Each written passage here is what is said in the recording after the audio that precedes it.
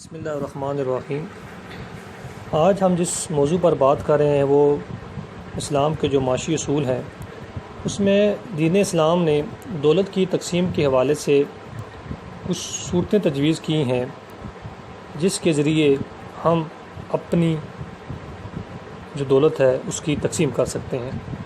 تو اس میں نمبر 1 زکوٰۃ ہے۔ زکوٰۃ ہر صاحب نصاب مسلمان مرد اور عورت پر فرض ہے۔ یہ کوئی خیرات نہیں بلکہ فقراء و مساکین کا حق ہے۔ زکوٰۃ جہاں مال کی محبت کو کم کرتی اور خدا کی راہ میں خرچ کرنے اور مال قربان کرنے جذبہ پیدا کرتی ہے، وہیں معاشی نقطہ نظر سے یہ سماجی فلاح کی ایک ماگیر اسکیم بھی ہے، جس کے ذریعے سے معاشرے کے غریب اور نادر افراد کی مدد کی جاتی ہے اور انہیں زندگی کی جدوجہد میں برابر کی شرکت کے قابل بنایا جاتا ہے۔ سرمایہ دارانہ ذہنیت یہ بات پیدا کرتی ہے کہ ہر شخص کی دولت صرف اسی کے لیے ہے اور معاشی دور میں جو پیچھے رہ جائے اور جو گر جائے اسے ختم ہو جانا چاہیے۔ مقابلے کی اس دنیا میں زندہ رہنے کا حق صرف اس کو ہے جو مقابلے میں دوسروں سے آگے بڑھ جائے۔ اسلام اس ذہنیت کی نفی کرتا ہے۔ وہ کہتا ہے کہ جو کچھ دولت تم کماتے ہو وہ صرف تمہاری محنتوں کا نتیجہ نہیں ہے بلکہ اس میں فطرت کی بے شمار قوتیں شریک کار ہیں۔ نیز پورا معاشرہ ہزاروں طریقے سے تمہارا معاون و مددگار ہے، اس لیے تمہارے مال میں تمہارے علاوہ دوسروں کا بھی حق ہے۔ مالداروں کی ذمہ داری ہے کہ معاشی دور میں جو پیچھے رہ جائیں اسے سہارا دیں اور آگے بڑھائیں۔ جو معاشرہ کمزوروں کی مدد نہ کرے، غریبوں اور ناداروں کو سہارا نہ دے اور گرتوں کو تھام نہ لے، وہ انسانی معاشرہ کہے جانے کا مستحق نہیں۔ اسلام نظام زکوٰۃ کے ذریعے سے معیشت کو صحت مند بنیادوں پر قائم کرتا ہے۔ اس میں امداد باہمی کی روح کو جاری و ساری کر دیتا ہے۔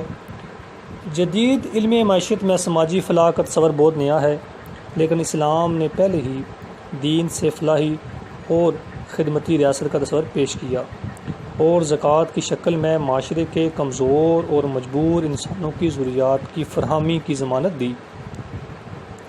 اسلامی حکومت نے ابتدا ہی سے اس نظام کو عملاً قائم کیا، آبادی کی مردم شماری کی، ناداروں کے رجسٹر بنائے، ضرورت مندوں کو سرکاری وظیفے دیے اور تھوڑے ہی عرصے میں یہ حال ہو گیا کہ مشہور مورخ طبری کے بقول زکوٰۃ دینے والے تو سینکڑوں تھے مگر زکوٰۃ لینے والے نہ ملتے تھے۔ پھر زکوٰۃ دولت کی تقسیم میں غیر فطری عدم مساوات کو ختم کرنے کا ایک ذریعہ ہے۔ اس کے ذریعے سے امیروں کی دولت غریبوں کی طرف منتقل ہوتی ہے۔ معاشی بحران کے جس چکر میں سرمایہ دارانہ دنیا گرفتار ہے، اس کو دور کرنے میں بھی زکوٰۃ بڑی مفید اور معاون ہو سکتی ہے۔ کساد بازاری یا تجارتی ٹھہراؤ کا عمل دراصل سرمایہ کاری اور قوت خرید میں عدم توازن کی بنا پر رونما ہوتا ہے، لیکن زکوٰۃ جہاں ایک صرف پیداواری عمل کو تیز کرتی ہے، وہیں دوسری طرف عوام کی قوت خرید میں اضافہ بھی کرتی ہے۔ اس طرح یہ معیشت میں معاشی توازن قائم کرنے کا ذریعہ بن جاتی ہے۔ یعنی زکوٰۃ بہت سارے ایسے چیزوں کے بارے میں بتاتی ہے جو اسلام کے عین اصولوں کے مطابق ہے۔ اس میں صدقات واجبہ بہت سے ایسے صدقات مقرر کیے ہیں جو مختلف مواقع پر ہر صاحب حیثیت مسلمان ادا کرنے ہوتے ہیں، جیسے صدقہ فطر وغیرہ۔ یہ بھی مندرجہ بالا مقصد پورا کرتے ہیں۔ انفاق، اسلام ہر مسلمان میں انفاق فی سبیل اللہ یعنی اللہ کی راہ میں خرچ کرنے کا جذبہ پیدا کرتا ہے، مال کی محبت کو کم کرتا ہے اور خدا کی راہ میں خرچ کر کے دنیا اور آخرت کی کامیابی حاصل کرنے کا شوق دلاتا ہے۔ قانون وراثت، اسلام نے وراثت کا جو قانون تجویز کیا ہے وہ اس طرح کا ہے کہ وفات پا جانے والے کا ترکہ پورے خاندان میں ایک مناسب ترتیب کے ساتھ تقسیم ہو جاتا ہے اور مغربی ممالک کی طرح ساری جائیداد کسی ایک وارث کو نہیں ملتی۔ اس طرح دولت ایک یا چند ہاتھوں میں جمع ہونے کے بجائے اس کی منصفانہ تقسیم رونما ہوتی ہے۔ زکوٰۃ کے علاوہ ٹیکس لگانے کا حق، زکوٰۃ اور صدقات واجبہ کے علاوہ بھی اگر ضرورت محسوس ہو تو حکومت کو اس بات کا حق حاصل ہے کہ وہ لوگوں سے مزید مال بطور ٹیکس لے اور اسے ریاست کے استحکام، انصاف کے قیام اور فلاح عامہ کے لیے استعمال کرے۔ حضور کریم صلی اللہ علیہ وآلہ وسلم کا ارشاد ہے، بے شک مال میں زکوٰۃ کے سوا اور بھی حق ہے۔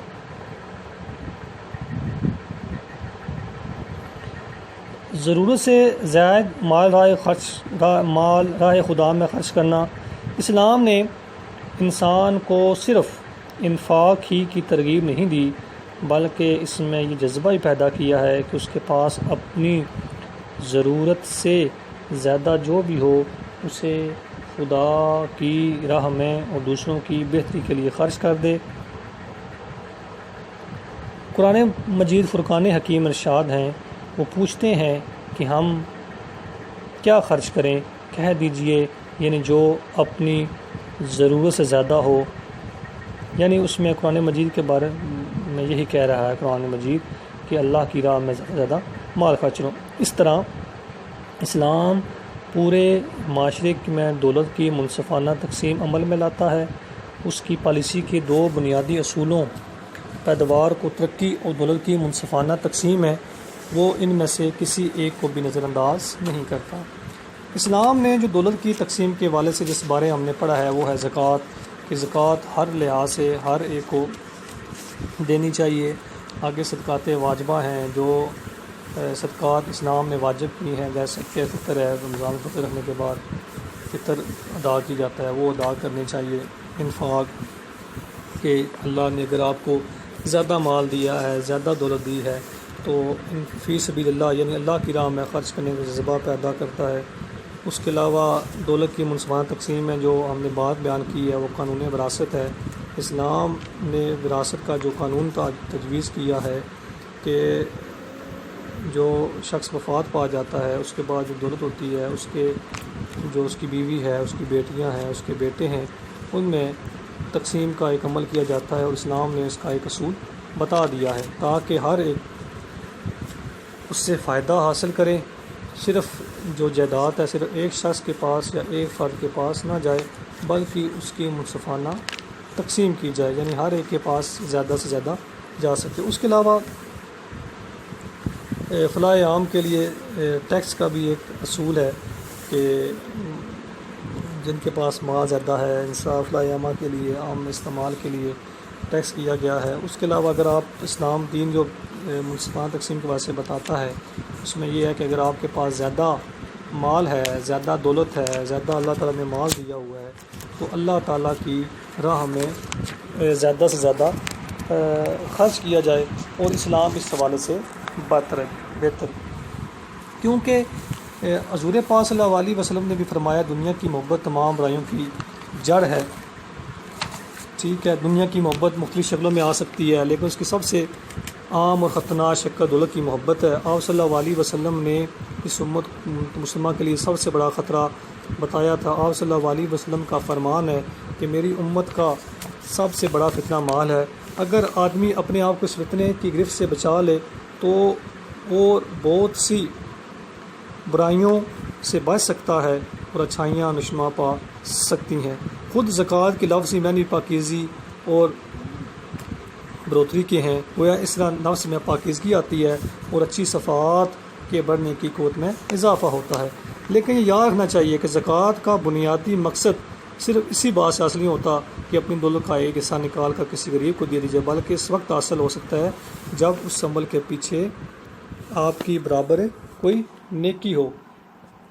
حضور پاک صلی اللہ علیہ وسلم نے فرمایا ہے اللہ نے ان پر زکوٰۃ فرض کی ہے کہ ان کے امراء سے لی جائے اور غربا میں تقسیم کر دی جائے۔ اس سے معلوم ہوا کہ زکوٰۃ کا ایک خالص اجتماعی اور معاشی پہلو بھی ہے، اور اس کے بغیر زکوٰۃ کا اسلامی پہلو مکمل نہیں ہوتا۔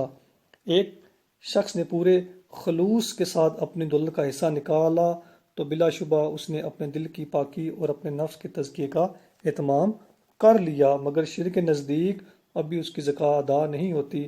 یہ فرض اس وقت ادا ہوگا جب اپنی نکالی ہوئی دولت کو حق داروں کے حوالے کر دے گا۔ بسم اللہ۔